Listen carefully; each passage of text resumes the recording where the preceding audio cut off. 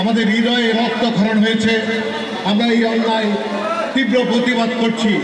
সরকার এবং বিভিন্ন আইন বিভাগ আপনারা সবাই মিলে সুন্দর একটা সিদ্ধান্তে দৃষ্টান্তমূলক শাস্তি দেওয়ার আসিয়ার উপর যে প্রত্যেক আক্রমণ হয়েছে এটা কোনোভাবে মানবিক নয়, এটা ক্ষমার অযোগ্য।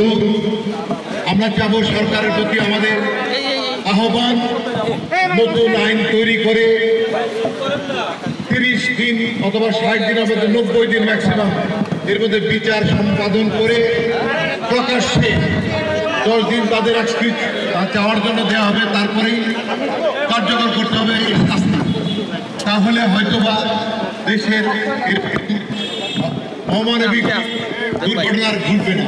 আমরা চাই খুব সহসাই সরকার এবং বিভিন্ন আইন বিভাগ আপনারা সবাই মিলে সুন্দর একটা সিদ্ধান্তে দৃষ্টান্তমূলক শাস্তি দেওয়ার অর্থই হলো এই অন্যায়টি যাতে আর সেকেন্ড টাইম না হয়।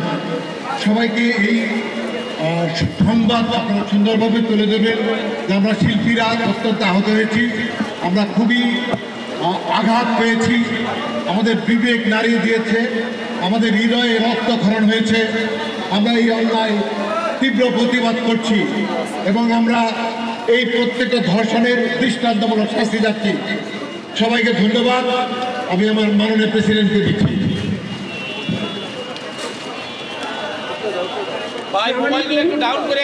সম্মানিত গণমাধ্যমের যারা